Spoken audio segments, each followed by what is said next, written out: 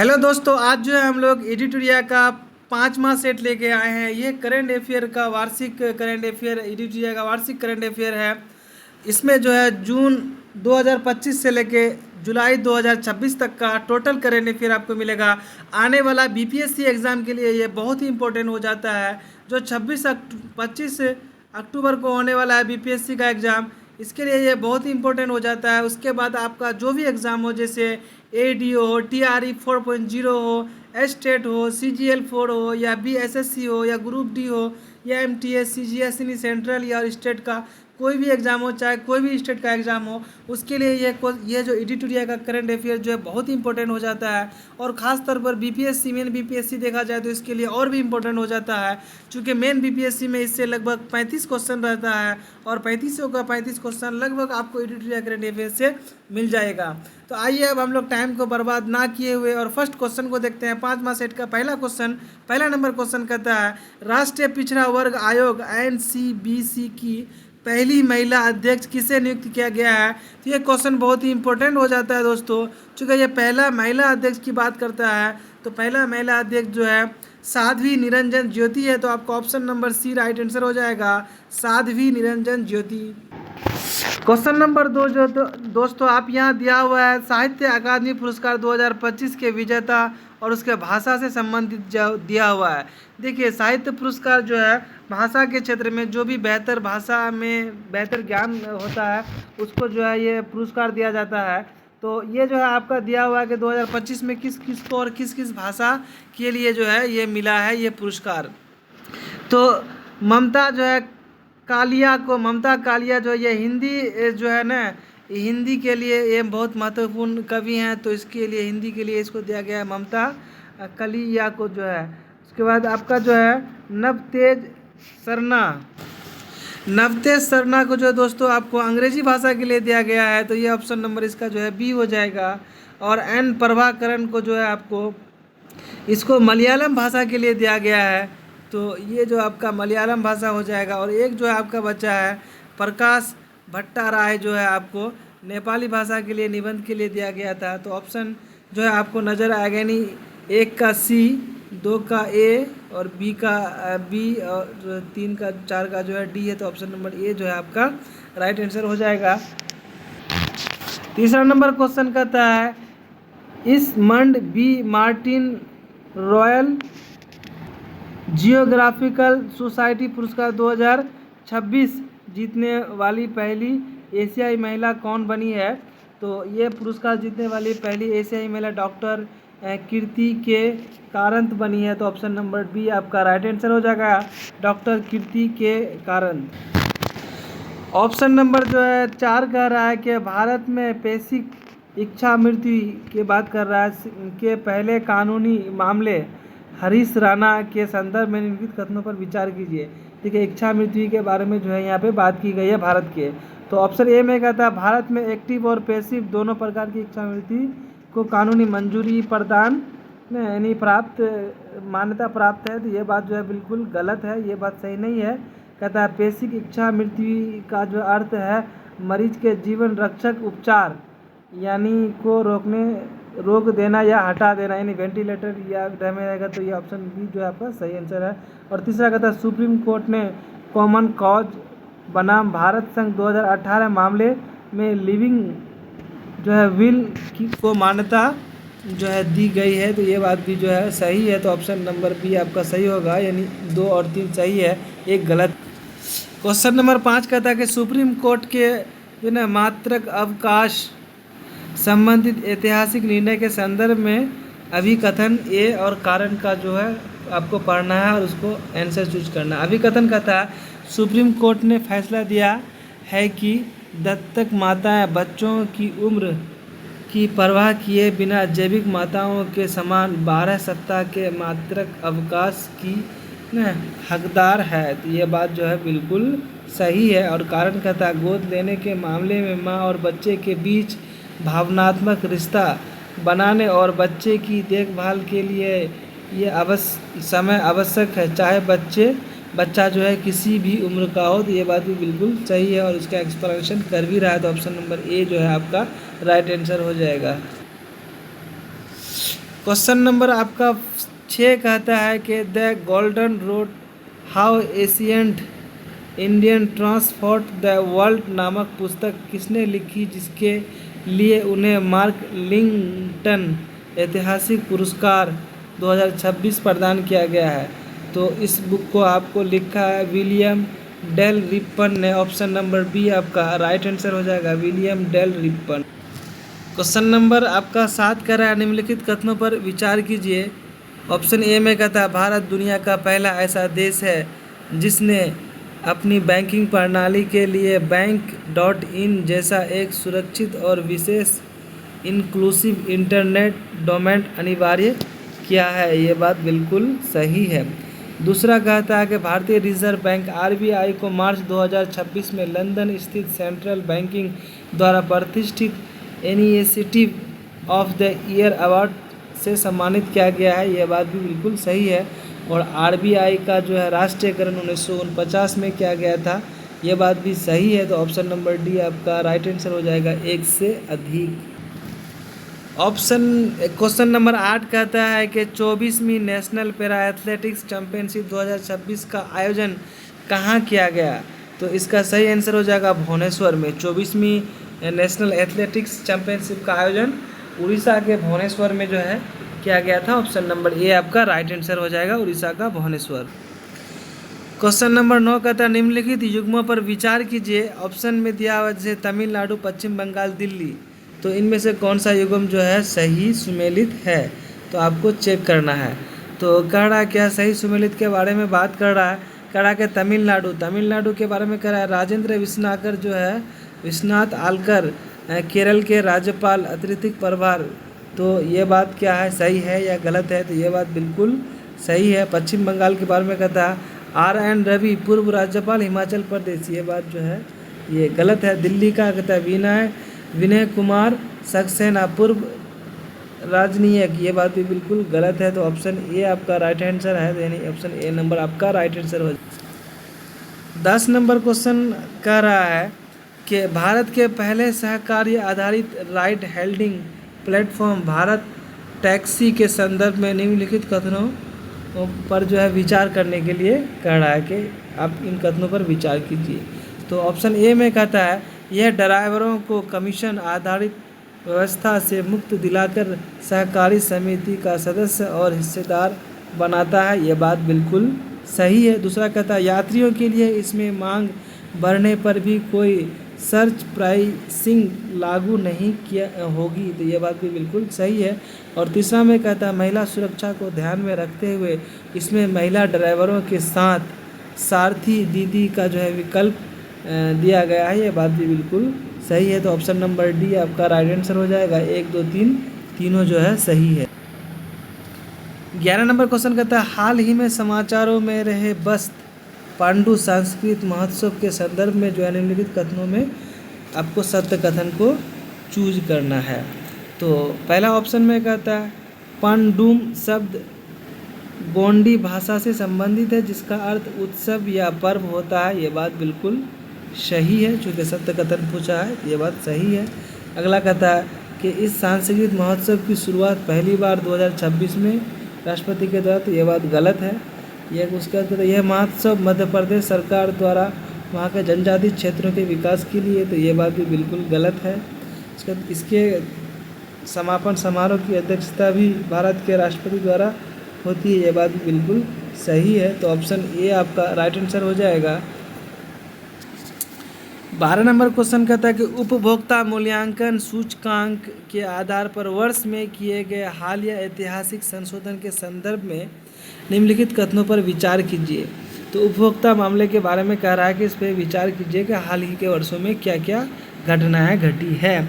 तो कह रहा है क्या कि CPI का आधार वर्ष 2012 से बदलकर 2024 कर दिया गया है, ये बात बिल्कुल सही है। दूसरा कहता है कि नई श्रृंखला में वस्तुओं की कुल संख्या 299 से बढ़ाकर 358 कर दी गई है, ये बात भी बिल्कुल सही है। और तीसरा कहता है उपभोक्ता पैटर्न में बदलाव को दर्शाने के लिए जो है खाद्य एवं पेय पदार्थों का भार 45.86 से घटाकर 36.75 कर दिया है, ये बात भी बिल्कुल सही है। और चौथा में कहता है नए सूचकांक में आधुनिक डिजिटल सेवाएं की जो है OTT प्लेटफॉर्म के सर्च को भी शामिल किया गया है, तो ये बात भी बिल्कुल सही है। तो इसका डी ऑप्शन हो जाएगा, यानी एक से अधिक बात आपका सभी बात सही है। 13 नंबर क्वेश्चन कहता है कि हाल ही में प्रधानमंत्री नरेंद्र मोदी ने गुवाहाटी में ब्रह्मपुत्र नदी पर बने कुमार भास्कर वर्मा सेतु का उद्घाटन किया। राजा कुमार भास्कर के जो है ऐतिहासिक संदर्भ में निम्नलिखित कथनों पर विचार कीजिए। ये राजा कुमार भास्कर किस वंश से था, कहाँ का क्या था, दिस दैट, वही बात जो है यहाँ पे कह रहा है। तो ऑप्शन में कहता है कि वे प्राचीन कामरूप असम के है ना वर्मन राजवंश के सबसे प्रसिद्ध शासकों में से एक थे, तो ये बात बिल्कुल सही है। दूसरा कहता है कि प्रसिद्ध चीनी यात्री हेनसांग इन्हीं के नियंत्रण पर जो है कामरूप की यात्रा पर आए थे निमंत्रण पर, तो ये बात भी बिल्कुल सही है। उसके बाद कहता है तीसरा कहता है कि उत्तर भारत के सम्राट हर्षवर्धन के साथ इसके अत्यंत मजबूत और मैत्रीपूर्ण संबंध थे, ये बात भी बिल्कुल सही है। तो तीनों बात सही है, तो ऑप्शन नंबर डी आपका राइट आंसर हो जाएगा।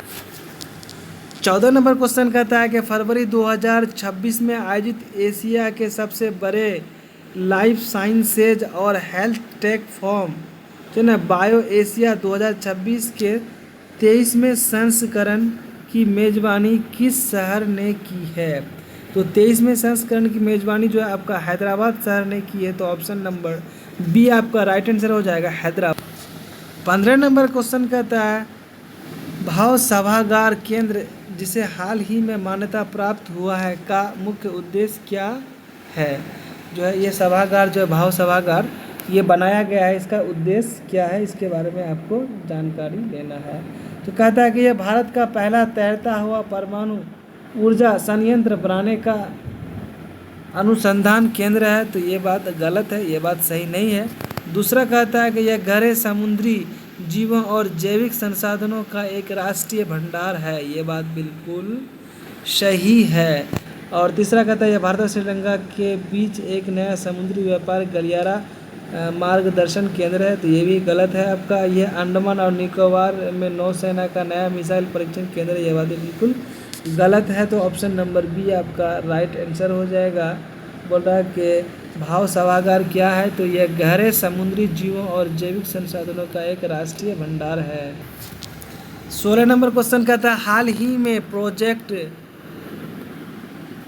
प्लोशेयर जो है वैश्विक पटल पर चर्चा में था, इसका ऐतिहासिक संबंध क्या है।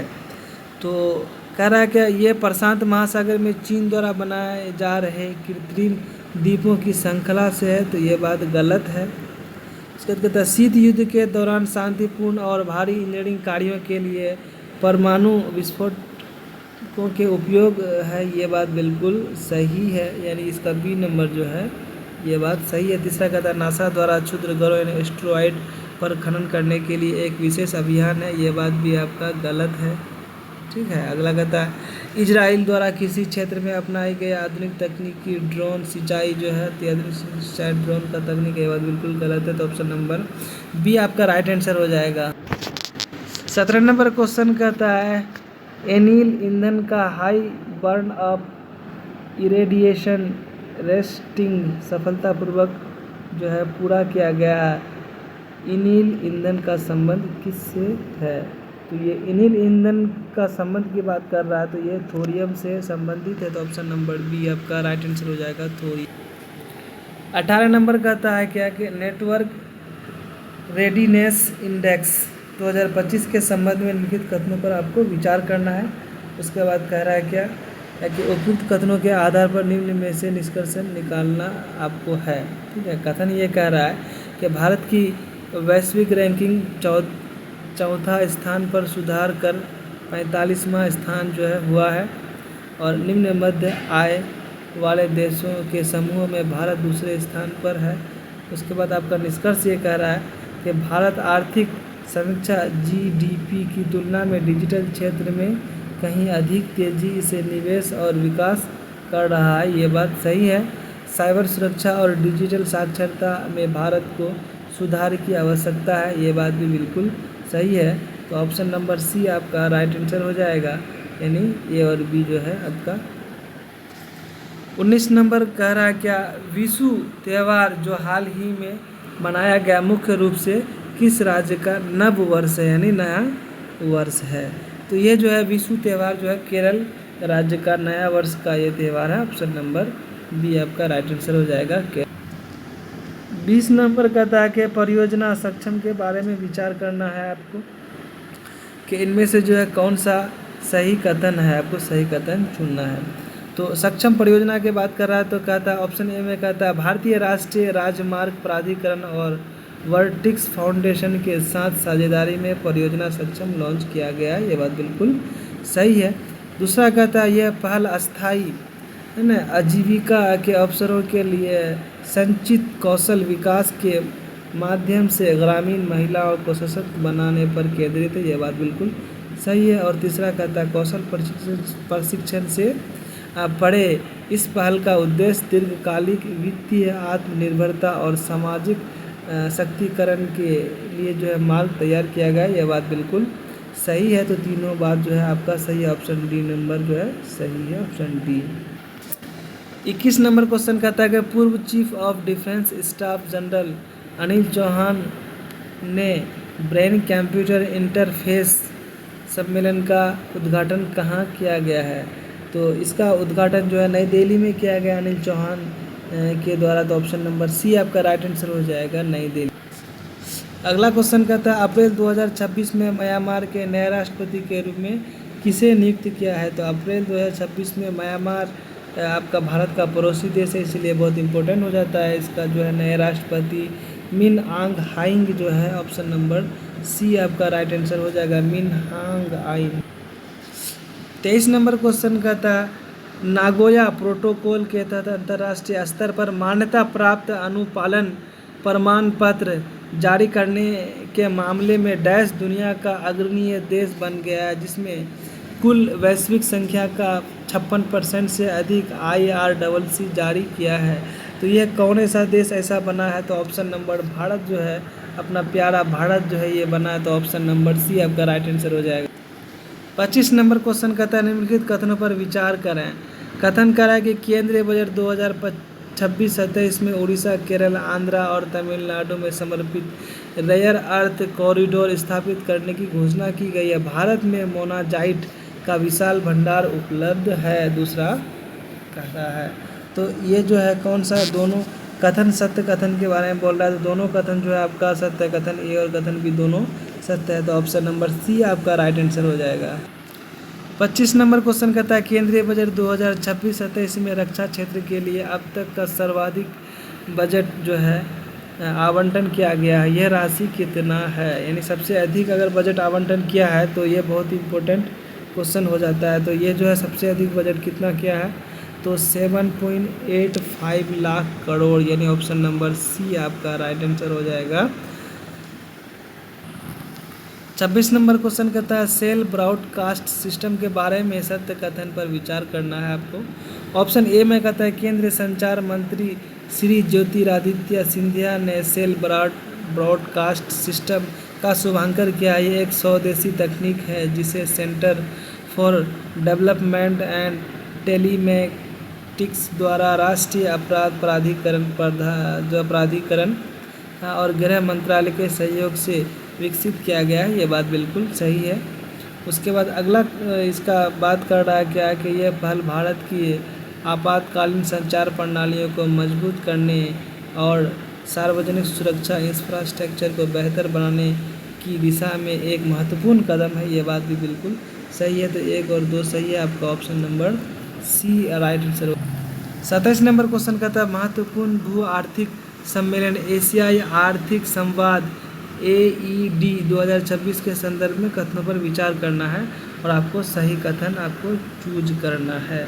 तो पहला ऑप्शन में कहता है क्या कि यह विदेश मंत्रालय और पुणे इंटरनेशनल सेंटर PIC द्वारा संयुक्त रूप से आयोजित एक ट्रक 1.5 संवाद है, ये बात बिल्कुल सही है। दूसरा कहता है कि वर्ष 2026 में इस सम्मेलन का 7वां संस्करण पूरे महाराष्ट्र में आयोजित किया गया, यह बात भी बिल्कुल सही है। तो ऑप्शन नंबर सी आपका राइट आंसर हो जाएगा। 1 और 2 दोनों सही है।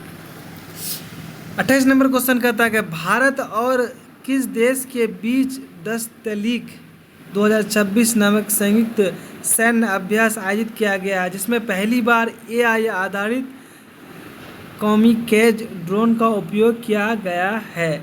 तो ये 10 तलीक जो है भारत और उज्बेकिस्तान के बीच होने वाला सैन्य अभ्यास है। तो ऑप्शन नंबर सी आपका राइट आंसर हो जाएगा। 29 नंबर क्वेश्चन कहता है कान्हा टाइगर रिजर्व में कैनाइन जो है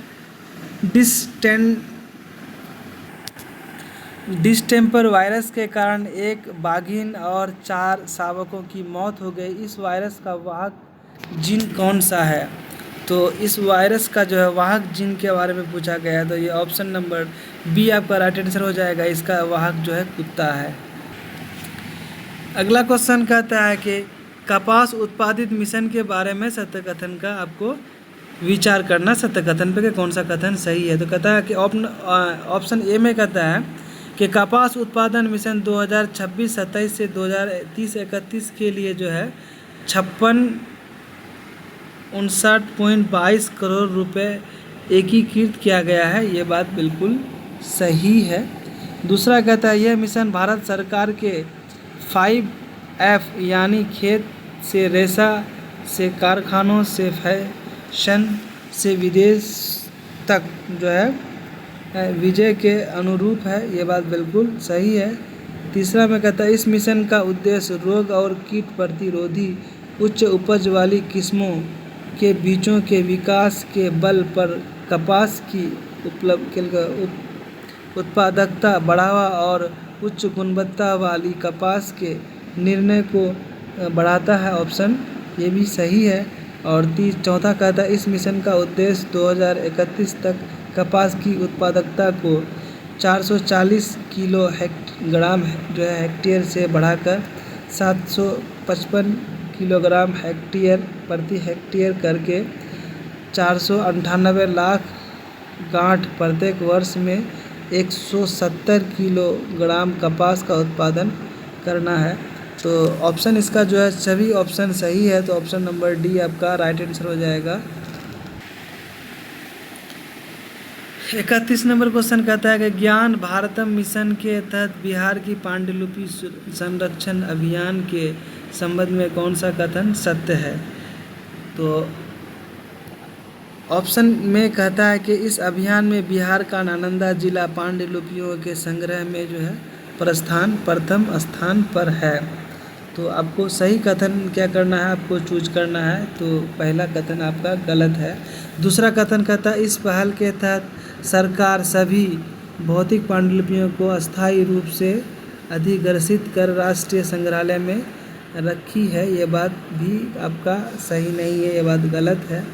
और तीसरा कहता है कि इस मिशन के तहत पांडुलिपियों के संरक्षण के लिए आर्टिफिशियल इंटेलिजेंस और क्वाड तकनीक का उपयोग कर राष्ट्रीय डिजिटल रिपॉजिटरी बनाई गई है, यह बात बिल्कुल सही है। और चौथा में कहता है इस अभियान में केवल बौद्ध धर्म से संबंधित पत्रों को संरक्षित रखा गया है, तो ये बात बिल्कुल गलत है। तो ऑप्शन सी आपका राइट आंसर हो जाएगा। 32 नंबर कहता है क्या भारतीय नौसेना द्वारा हाल ही में कोच में जो है कमीशन किए गए पहली स्वदेशी डाइविंग सपोर्ट क्राफ्ट का नाम क्या है? तो इसका जो नाम रखा गया है आपका INS सार्थक रखा गया, तो ऑप्शन नंबर डी आपका राइट आंसर हो जाएगा, INS सार्थक। 33 नंबर क्वेश्चन कहता है जन विश्वास प्रावधानों में संशोधन विधेयक 2026 के संदर्भ में निम्नलिखित कथनों पर आपको विचार करना है।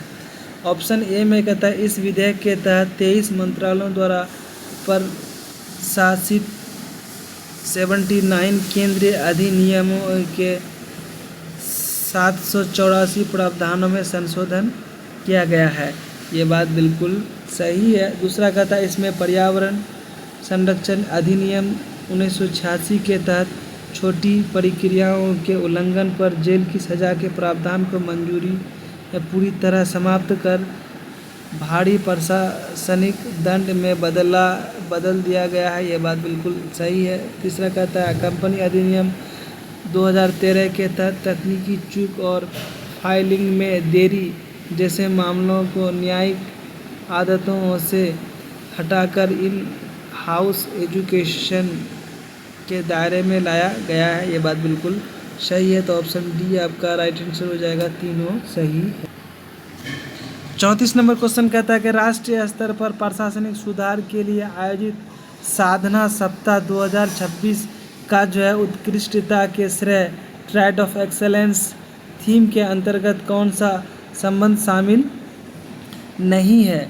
तो इसमें कौन शामिल नहीं की बात करता है, तो वित्तीय समापोषण जो है इसमें शामिल नहीं है, तकनीक ये शामिल है, आपका परंपरा ये शामिल है, आपका ठोस परिमाण नाम शामिल है, यानी ये शामिल नहीं है। तो ऑप्शन नंबर सी आपका राइट आंसर हो जाएगा। क्वेश्चन नंबर 35 कहता है हाल ही में सर्वोच्च न्यायालय ने एक ऐतिहासिक निर्णय में भारतीय संविधान के किस अनुच्छेद के तहत राष्ट्रीय राजमार्गों पर सुरक्षित यात्रा करने के अधिकार को नागरिकों का मौलिक अधिकार घोषित किया है। तो ये बात कह रहा है कि किस आर्टिकल में कहा गया है, तो आर्टिकल जो है आपका 21 में ये बात कहा गया है। तो ऑप्शन सी राइट आंसर हो। क्वेश्चन नंबर 26 कहता है बूसहर परमाणु संयंत्र संकट जो हाल ही में समाचारों की सुर्खियों में रहा है के संबंध में कथनों पर विचार करना है। ये जो है आपको कह रहा है क्या कि ये जो घटना हुई है तो इसके बारे में आपको विचार करना है। कह रहा है कि यहाँ पे सही कथन आपको फिर बात को चूज करना है। कहता है बूसहर परमाणु संयंत्र ईरान के दक्षिण पश्चिम में फारस की खाड़ी के तट पर स्थित एक उसका मात्र चालू परमाणु संयंत्र है। ये बात बिल्कुल सही है। अगला कहता है इस शहर का निर्माण मूल रूप से रूस द्वारा शुरू किया गया था, लेकिन तकनीकी विवादों के बाद वर्तमान में जर्मनी की रोस्टोम एजेंसी इसका संचालन संभाल रही है। तो ये बात गलत है। तो ऑप्शन नंबर ए आपका राइट आंसर हो जाएगा। अगला क्वेश्चन कहता है क्या क्या वैश्विक संगठन घटना को जो सूची 1 और सूची 2 में आपको मिलाना है। तो ऑप्शन ए में कहता है नानाजी देशमुख सर्वोत्तम पंचायत पुरस्कार, ये जो है सेपाहीजालाज त्रिपुरा को दिया गया है। तो एक का ये आ जाएगा। दूसरा प्रथम बिहार दिवस और निवेशक मंच 2026, ये जो है आपको जकार्ता इंडोनेशिया इसका हो जाएगा। और तीसरा में सी में कहता है स्वामी विवेकानंद की आत्मकथ प्रतिमा का अनावरण, तो ये जो है आपका सिएटल अमेरिका में हो जाएगा। और चौथा कहता है परंपरागत जूल उत्सव, तो ये आपका जो है ए का जम्मू कश्मीर, यानी आपका 1 का 2 और 2 का आपका 1 का 2, 2 का 1। ऑप्शन नंबर जो है ए में है आपका, तो सही आंसर हो जाएगा ऑप्शन नंबर 38 नंबर में कहता है भारत के ऑटोमोबाइल निर्यात परिदृश्य में अप्रैल 2026 में हुई ऐतिहासिक परिवर्तन के संदर्भ में निम्नलिखित कथनों की पूर्ति कीजिए। आपको कथनों की क्या करना है, पूर्ति करना है।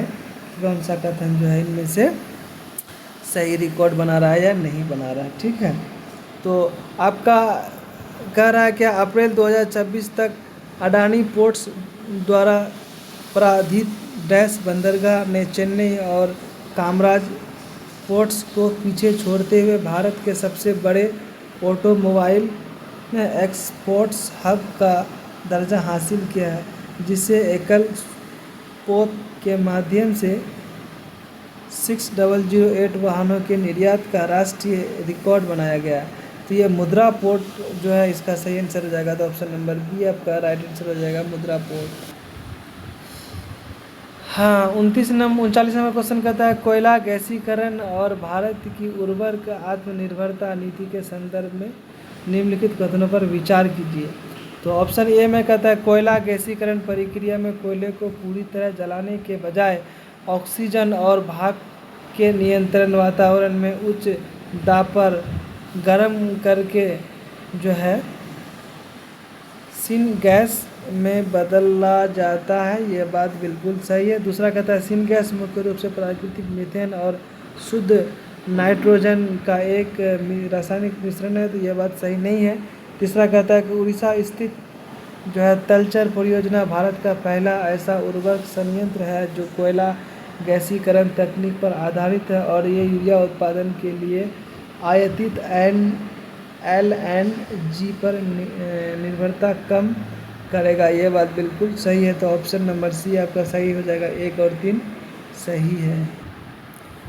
40 नंबर क्वेश्चन कहता है विज्ञान और प्रौद्योगिकी के क्षेत्र में हाल ही में चर्चा में रही जो है ना प्रज्ञा प्रणाली क्या है, तो इसका राइट आंसर हो जाएगा भारत की अगली पीढ़ी की AI आधारित सैटेलाइट इमेजिंग। तो ऑप्शन नंबर जो है ना सी आपका राइट आंसर हो जाएगा। 41 नंबर क्वेश्चन कहता है पर्यावरण विज्ञान द्वारा हाल ही में खोजी गई प्रजाति थेरिडियन हिमालयना जिन्हें हिमालयन हैप्पी फेस स्पाइडर भी कहा जाता है के संदर्भ में निम्नलिखित कथनों पर आपको क्या करना है, विचार करना है और सही कथन आपको क्या करना है, चूज करना है। तो ये जो है ऑप्शन ए में कहता है यह मुख्य रूप से हिमालय के उच्च आर्द्रता वाले क्षेत्रों में पाए जाने वाली मकड़ी की एक नई प्रजाति है जिसके न उदर पर मानव की मुस्कुराती हुई आकृति जैसी पैटर्न पाए जाते हैं। तो ऑप्शन ए आपका सही हो जाएगा और दूसरा ऑप्शन क्या है, गलत है। तो ये नंबर आपका सही हो जाएगा।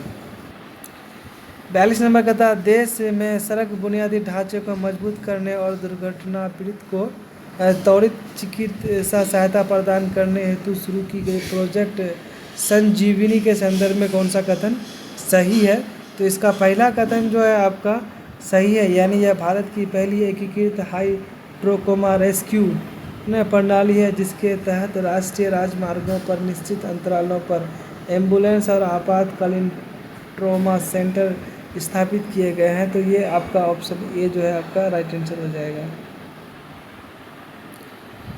43 नंबर क्वेश्चन कहता है केंद्रीय संचार मंत्रालय द्वारा हाल ही में वर्ष 2026 से 2031 के अवधि जारी किए गए हैं TDIP योजना के संशोधन दिशा निर्देशों का मुख्य उद्देश्य क्या है। इसका मुख्य उद्देश्य आपको बताना, तो इसका मुख्य उद्देश्य है ऑप्शन नंबर बी इसका राइट आंसर हो जाएगा दूर संचार क्षेत्र में घरेलू विनिर्माण अनुसंधान और बौद्धिक संपदा निर्माण को बढ़ावा देना। ऑप्शन नंबर बी आपका राइट आंसर। 44 नंबर क्वेश्चन कह रहा है क्या कि हाल ही में अंतर्राष्ट्रीय कूटनीति में चाबहार बंदरगाह पर प्रतिबंधों का संकट चर्चा में रहा, इस संदर्भ में भारत की राजनीतिक स्वायत्तता नीति का क्या अर्थ है, इसका अर्थ निकालना है। तो ऑप्शन नंबर बी इसका राइट आंसर हो जाएगा वैश्विक महाशक्तियों के दबाव में आए बिना राष्ट्रीय हितों और द्विपक्षीय संबंधों का जो है के आधार पर स्वतंत्र निर्णय लेना। ऑप्शन नंबर बी आपका राइट। क्वेश्चन नंबर 45 कहता है कि विकसित भारत जी अधिनियम 2025 के बारे में कौन सा कथन असत्य है, सही कथन नहीं है। तो ये जो है सभी कथन आपका सत्य है। ऑप्शन ए में कहता है इस कानून का उद्देश्य ग्रामीण परिवारों को 125 दिनों के जो है मजदूर और कुशासन यानी मजदूर वाले रोजगार की वैधानिक गारंटी प्रदान करेगा। यह कानून 1 जुलाई से देश के सभी ग्रामीण क्षेत्रों में लागू होगा, ये बात सही है। दूसरा कहता है मनरेगा के तहत भी रोजगार जी राम जी के प्रारंभ होने तक निर्बाध रूप से जारी रहेगा, ये बात भी सही है। और तीसरा कहता है कि आवेदन की तिथि से 15 दिन के भीतर रोजगार उपलब्ध कराया जाना चाहिए। रोजगार प्राप्त न होने की स्थिति में श्रमिकों को बेरोजगारी भत्ता प्रदान करने का अधिकार होगा, ये बात बिल्कुल सही है। इसके बाद कहता है रोजगारी भत्ता मजदूरी दर के 1/4 से कम नहीं और शेष अवधि के लिए अधिसूचित मजदूरी दर के आधे से कम नहीं होगा, ये बात भी यानी इसका सभी बात सही है। तो कौन कथन गलत पूछा, तो इनमें से कोई नहीं। आप 46 नंबर कहता है कि फिनलैंड में संचालित कैलिबर परियोजना जो हाल ही में अंतर्राष्ट्रीय मीडिया की सुर्खियों में रही का प्राथमिक संबंध किस खनिज के निष्कर्षण से है? कौन सा खनिज के निष्कर्षण से है? तो इसका लिथियम से निष्कर्षण से है। तो ऑप्शन नंबर बी आपका राइट आंसर हो जाएगा, लिथियम। 47 नंबर क्वेश्चन कहता है कि स्विट्जरलैंड के दावोस में जारी पर्यावरण प्रदर्शन सूचकांक 2026 के संदर्भ में कथनों पर विचार करना है आपको कि इनमें से कौन सा कथन सही है। तो इनका जो है दोनों कथन आपका सही है, ऑप्शन ए और ऑप्शन बी। ऑप्शन ए में कहता है यह रिपोर्ट स्पष्ट करती है कि जलवायु परिवर्तन के कारण ग्लेशियरों का तेज़ी से पिघलना स्विट्जरलैंड के आल्प्स और भारत के हिमालय दोनों के लिए एक गंभीर खतरा बना हुआ है। और दूसरा कहता है इस वैश्विक संकट से निपटने के लिए भारत और स्विट्जरलैंड ने जल भंडारण और पुनर्चक्रण के क्षेत्र में राजनीतिक द्विपक्षीय सहयोग किया। तो ऑप्शन ए और बी आपका राइट आंसर हो जाएगा। 48 नंबर क्वेश्चन कहता है हाल ही में 3 अप्रैल 2026 को जो है भारतीय नौसेना में शामिल हुई INS अरिदमन जो है के संबंध में कौन सा कथन सही है? तो इसका एक और जो है तीसरा कथन सही है। तो ऑप्शन नंबर सी आपका राइट आंसर हो जाएगा। अगला क्वेश्चन कहता है सूची में आपको मिलाना है प्रकाशक 02 जो है ये आपका जो है 1 नंबर का आ जाएगा NCERT में। CPO पोर्टल जो है 2 नंबर का आ जाएगा आपका, 3 नंबर में नीति आयोग और 3 नंबर का आपका 1 नंबर में और 4 का जो है 4 के साथ। तो ऑप्शन नंबर बी आपका राइट आंसर हो जाएगा। और आखिरी क्वेश्चन कहता है कि चिकित्सा और जैव प्रौद्योगिकीकरण के क्षेत्र में हाल ही में चर्चा में रहा लैक्टोफेरिन जो है कि डॉक्टरों द्वारा सुपर प्रोटीन क्यों कहा गया है? तो इसका सही आंसर जो हो जाएगा ऑप्शन नंबर बी। यह एक बहुकार्यात्मक आयरन बॉन्डिंग प्रोटीन है। इसमें मजबूत और एंटी बैक्टीरियल, एंटीवायरल और इम्यून बूस्टिंग प्रतिरक्षा बढ़ाने वाला है। तो ऑप्शन नंबर डी आपका राइट आंसर हो जाएगा। ये जो है 50 क्वेश्चन आपका